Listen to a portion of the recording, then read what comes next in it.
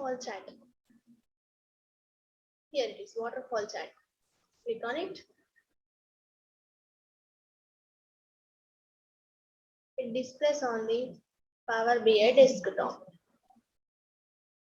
Waterfall chart. It is a form of data visualizations that helps in understanding the cumulative effect. The cumulative effect is a sequentially introduced positive or negative values. These intermediate values can either be time-based.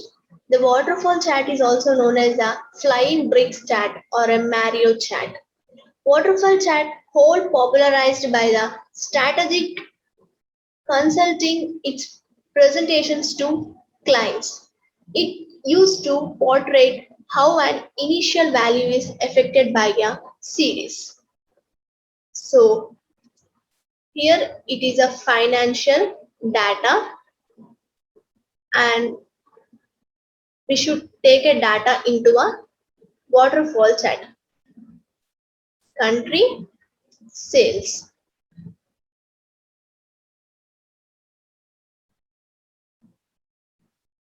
So here it is a increase decrease total.